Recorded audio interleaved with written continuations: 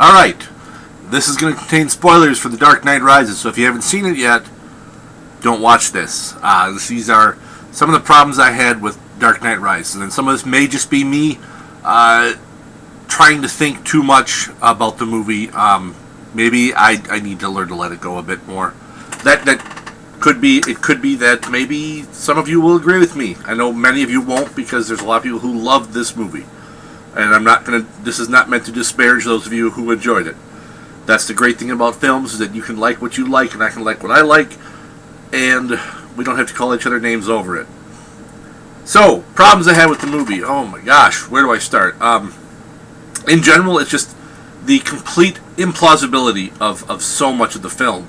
I mean, you have, let's start with the trapping the cops, all the cops in the sewers. Now, I'm going to ignore the whole implausibility of just being able to do a job like that, where you can plant all those explosives and stuff like that on all the bridges and the sewer entrances.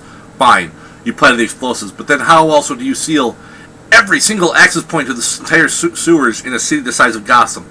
That's ridiculous. I mean, you're talking about thousands upon thousands of access points, manholes. I mean, so many ways for them to get in and out. And the fact that they never dug their way out in all that time, they never, they just sat there for 5 months doing nothing. That bothered me. Also, the fact that it's 3,000 cops. 3,000. So I want every cop, every available cop in the sewers. 3,000 is every available cop in a city of 12 million. That's basically New York. New York has 35,000 uniformed officers. So, I mean, we're talking, nowhere near enough cops for a city that size. Plus the fact that, really, you put every cop down there, you don't have anyone who's patrolling the streets, no one at any of the stations, no one who has off days or sick or anything like that. You have everyone down there. I find that hard to believe. And when they do get out, the fact that, what happened to all their guns? Why do they run en masse down a single street towards the guys with machine guns? And how do any of them shoot their guns? Really? These are trained police officers. These are not just street brawlers and gangbangers. These are trained officers who I would think would know better than to just charge at the fucking machine gun guys and the little tanks. That bothered me to no end. I had the Talia al Ghul thing spoiled for me back when she was cast. People were like, well, she's going to be Talia al Ghul.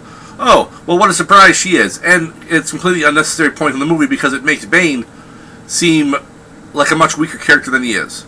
I mean, yes, some people say, well, it gives him depth and he has compassion, but I don't know. To me, I think it detracts from the Bane character.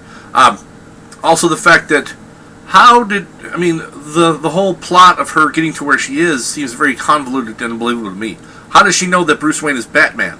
I mean, her father found out, and in the 35 minutes between the time he found out and the time that Batman killed him, he decided to take time and call his daughter and say, hey, just in case I fail doing what I want to do, you can pick up the pieces for me, and Bruce Wayne is Batman. So take care of that. How did Bane and his guys know where the armory that apparently no one but Lucius Fox and Batman knew about? Fine, I'll let that one slide. Really, in all that time, the military they sent in 3 guys? I'm going to send 3 guys in. They never tried anything else. They didn't do anything else. I mean, so many problems with the... Bane took time out of his schedule to take the broken Batman to India to dump him in a prison.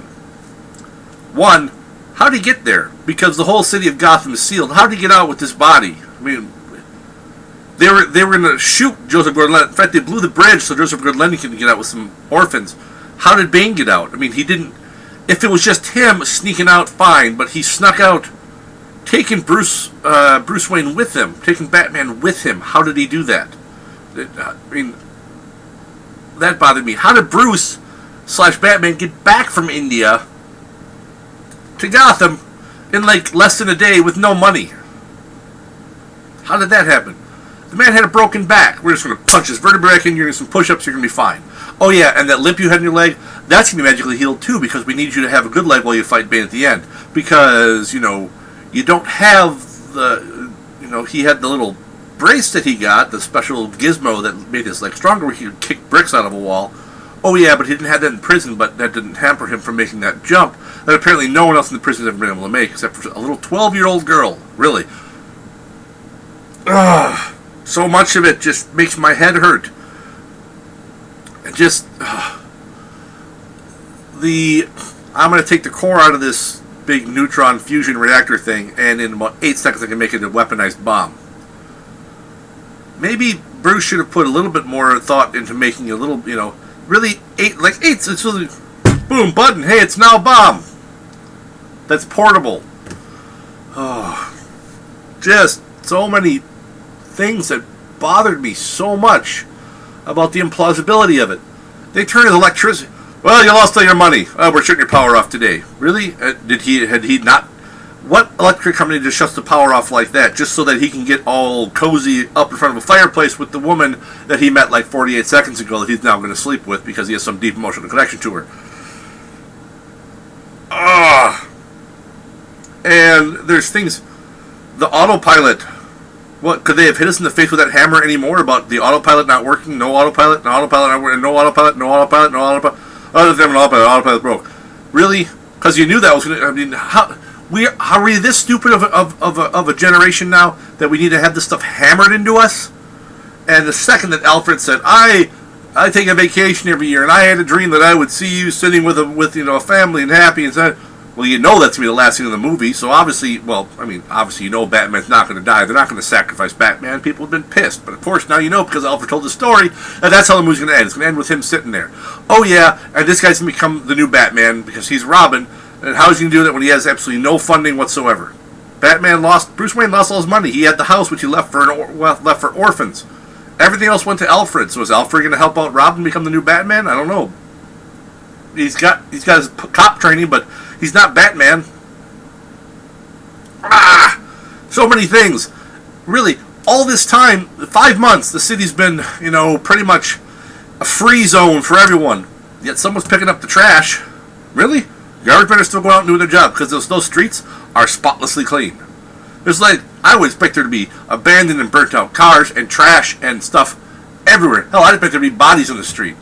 Who's out there cleaning all this stuff up? That's keeping the town nice and tidy. All the windows are washed. People are still getting all their laundry done. Really? They're shipping in supplies. They're shipping in everything. They're shipping in all that stuff. I find that hard to believe. It's too implausible. Just so much of it that every time something happened, I'm like, how? Really? Really? There's no one else about. And going back to the whole not nowhere near enough cops, cops aren't the only armed people in the city. All those big corporations, they have armed security guards. There's going to be thousands of armed security personnel in a city that size. Not to mention, 12 million people, you've got thousands upon thousands of ex-military or even possibly active military who are simply on leave. Or, are just fresh out of the military. Yeah, they might not have the hardware, but really, you have the number of people Bane would need to take over a city like that and maintain any kind of control aside from the threat of the bomb. I mean, come on. Really? He's got guys just willingly breaking into buildings and just capturing people and taking them all for trials. No one's fighting back. No one fights back ever. Oh, except for there's 6 cops who didn't get trapped in the sewer who meet in something. Oh yeah, there's more somewhere, but you never see any of them, except for weenie Matt Modine, who doesn't do shit in the movie, doesn't even need to be in it. And this is getting really long, but these are just some of the problems I had. This is everything that happened. I'm going really? The Batmobile or Bat bicycle, Bat motorcycle, whatever, is such an easy thing to use that Catwoman can just hop on and use it immediately.